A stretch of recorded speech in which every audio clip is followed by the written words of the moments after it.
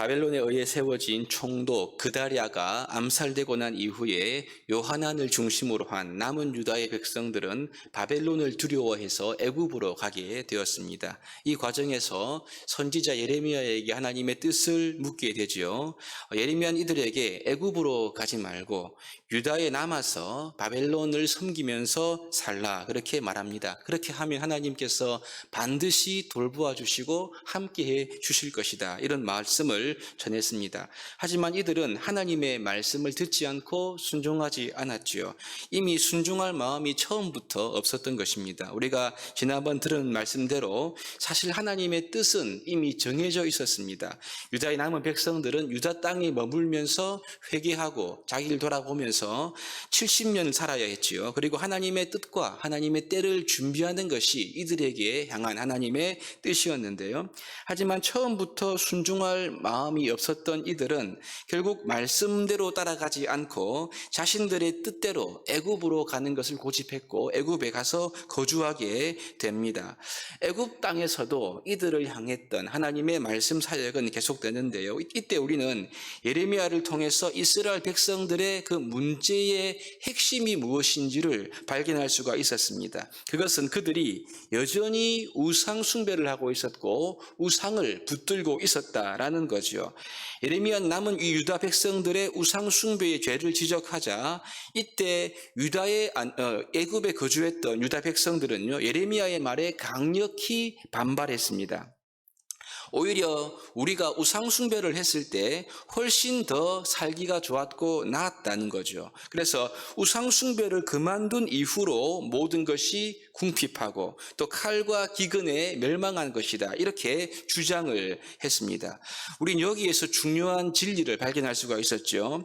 사람들이 왜 하나님의 말씀을 거역하느냐? 여기에는 단순히 환경적이고 상황적인 핑계 때문이 아니라는 것입니다. 분명히 영적인 문제가 있다. 이 영적인 문제 때문에 하나님의 말씀을 거역한다는 것을 우리가 발견할 수가 있습니다. 우리의 마음에 하나님이 아니라 다른 우상이 들어와 있고 다른 우상이 우리 마음속에 가득 차 있으면 결코 하나님의 말씀에 순종할 수가 없다라는 거죠. 유다 백성들의 이 불순종의 이면에는 그들 안에 완악한 우상 숭배가 여전히 남아 있었다는 것입니다. 여러분, 그 결과 이 선지자 예레미야에게 우리는 네가 여호와의 이름으로 말하는 것을 더 이상 듣지 않겠다 그렇게 말하죠. 그뿐 아니라 우리는 우상 숭배를 계속해서 할 거다 이런 말을 하는 것을 우리가 들을 수가 있었습니다. 오늘 본문 말씀은 이에 대한 예레미야의 마지막 답변이면서 동시에 더 이상 이제 희망이라고는 보이지 않는 혹독한 심판이 주어지고 있고요. 그리고 그 하나님의 말씀이 참되다는 것을 우리에게 알려주고 있는 하나님의 말씀을 기록하고 있습니다. 지금 애굽에 있는 남은 유다인과 예레미야 사이에 이 두 가지 주장이 아주 첨예하게 대립하고 있습니다. 남은 유다 사람들은 주장하기를 우리가 망한 것은 우상 숭배를 그만두었기 때문이라는 거죠. 우상 숭배할 때는 정말 잘 먹고 잘 살았는데, 즉 요시야가 종교개혁하지 않습니까? 그때 모든 산당과 우상을 다 철폐합니다. 그 이후로 요시야도 죽고 나라가 기울어서 이렇게 나라가 이 모양 이 꼴 된 것이 아니냐, 이것이 남은 유다 백성들의 주장이었고요. 예레미야는 반대지요. 유다와 예루살렘이 망한 것은 조상 때부터 우상 숭배에 가증한 죄가 가득했기 때문이다. 이것이 예레미야의 일관된 주장이고 메시지였습니다. 여러분, 마음이 여전히 교만하고 완악하고 우상으로 가득 차 있으니까 하나님의 말씀이 말씀되어 귀에 들리지가 않은 거죠. 이들이 지금 사리 분별이 제대로 되고 있지 않는 것입니다. 하나님의 말씀은 듣기는커녕 오히려 겁도 없이 하나님을 향해서 우리가 우상 숭배를 계속 할 거다 이런 말을 하고 있는 거죠. 하나님의 은혜가 사라지고 나니까 하나님을 믿지 않는 것을 넘어서 하나님을 대적하는 자가 되고 만 것입니다. 교만이 머리 끝까지 차오르게 된 거죠. 사도 베드로는 이렇게 말합니다. 하나님은 교만한 자를 대적하시고 겸손한 자에게 은혜를 베푸시느니라 이렇게 말씀을 하죠. 오늘 그래서 24절부터 30절까지의 말씀은 교만한 자를 대적하시고 이런 말씀입니다. 그래서 남은 이 백성들을 향한 혹독한 심판의 말씀이 지금 기록되고 있습니다. 그래, 너희가 우상숭배를 계속 하겠다고 하니까 좋다. 너희가 말한 대로 계속 우상숭배를 해봐라. 하나님이 그렇게 말씀하고 있는 거죠. 너희 중에 다시는 나의 이름을 부를 자가 없을 것이다. 이 말은 하나님과 너희가 더 이상 관계가 없을 것이다. 이런 말이지 않습니까? 그리고 내가 직접 재난을 너희 가운데 내릴 것이고 애굽에 있는 모든 유다 사람들은 칼과 기근에 멸절될 것이다. 혹독한 말씀을 하시는 것이죠. 겨우 남아 살아남은 소수의 사람들만이 그제서야 그때 하나님의 말씀이 참되고 살아계심을 알게 될 것이다. 여러분, 이 말씀에는요, 회개에 대한 언급이 전혀 없습니다. 하나님은 전혀 희망에 대한 여지를 남겨두지 않고 혹독한 심판의 말씀을 이들에게 하고 있는 것이지요. 이것에 대한 표징으로서 너희가 숨어갔던 이 애굽의 왕 호보라가 죽게 될 것을 예언하지요. 이로 인해서 하나님의 말씀이 이루어질 것을 알게 될 것이다. 실제로 호보라는요, 그의 장군 아마시스의 쿠데타에 의해서 처형되고 맙니다. 결국 하나님의 말씀이 역사를 통해서 정확하게 이루어지게 되고요. 하나님의 말씀이 참되다는 것이 증명된 셈이죠. 사랑하는 여러분, 그렇습니다.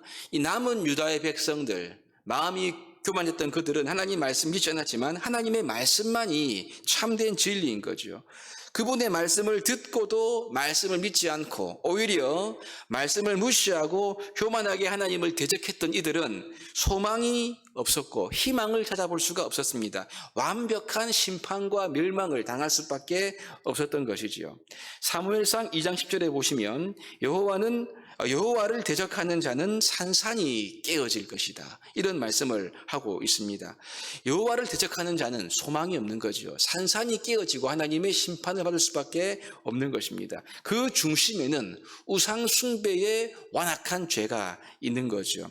하나님보다 더 의지하는 것, 하나님보다 더 사랑하는 것, 하나님보다 더 귀히 여기면서 붙들고 있는 것이 우리 안에 있다면 결국 결정적인 순간에 하나님 말씀을 듣지 않고요. 더 나아가 하나님을 대적하는 자리에 설 수 있음을 우리가 기억해야 될 것입니다. 그러면 모든 것을 잃게 되는 거죠. 그러므로 우리는요, 지금 우리가 얻고 있는 것, 우리가 소유한 것, 지금 나의 나된 것은 모두가 다 하나님의 은혜로 된 것임을 믿음으로 고백하고 깨달아야 합니다. 하나님의 은혜로 우리가 형통한 것이고요. 하나님의 은혜로 보호를 받고 있는 것이고, 하나님의 은혜로 지금 나의 나된 모든 것이 주어진 것이다 하는 것을 우리가 감사해야 할 것입니다. 애굽으로 이미 가려고 다 결정해 놓은 상태에서 예레미야에게 하나님의 말씀대로 하겠다 그랬지만 실제로 듣지 않지 않습니까? 우리도 겉으로는 하나님의 은혜라고 말하면서 실상은 하나님보다 애굽적인 것을 더 의지하고 있지는 않습니까? 우리 안에 하나님보다 더 소중히 여기는 우상을 제거하고 하나님을 대적하려는 교만이 움트지 않도록 하나님을 두려운 마음으로 섬겨야 할 것입니다. 우리가 참 진리이신 말씀 앞에 서면요, 우리 안에 하나님을 경외하는 마음이 생기게 되는 것이죠. 이것이 굉장히 중요합니다.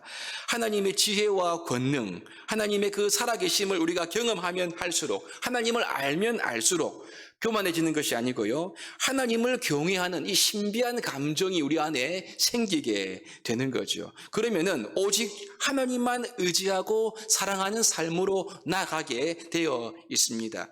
교만함이 사라지고 하나님을 경외하게 되면 하나님을 대적하는 자가 아니라 하나님께 순종하는 자가 될 수가 있는 거죠. 내가 말씀에 순종하려고 노력하는 것보다 더 중요한 것은요, 하나님이 어떤 분인지 알고 그분을 경외하는 마음이 우리 안에 생기게 되면 하나님의 말씀에 순종하는 삶을 살아갈 수가 있는 것입니다. 이 하나님을 향한 경외함은 여러분 우리 안에 굉장히 중요한 것이죠. 오늘 이 유다 백성들에게는 이러한 마음이 털끝만큼도 없었기 때문에 결국 교만해졌고 하나님을 대적하는 자리에 설 수밖에 없었고 그 결과 심판을 받을 수밖에 없었던 것입니다. 사랑하는 여러분, 우상을 다 제거하고 하나님보다 더 의지하는 모든 것들을 하나님 앞에 내려놓고 말씀 앞에 하나님을 경외함으로 설 수 있도록 기도해야 할 것입니다. 우리가 성경을 읽고 기도를 하고 은혜의 자리에 가면 갈수록 교만이 사라질 것입니다. 하나님을 경외하는 마음이 커지게 되면 우리가 자연스럽게 순종의 사람이 될 수가 있는 것이지요. 그러면 주님 말씀만으로 넉넉히 승리하며 살 수 있는 이러한 은혜를 누릴 수가 있을 것입니다. 이런 복된 은혜를 누리시는 저와 여러분 될 수 있기를 주의 이름으로 축복합니다.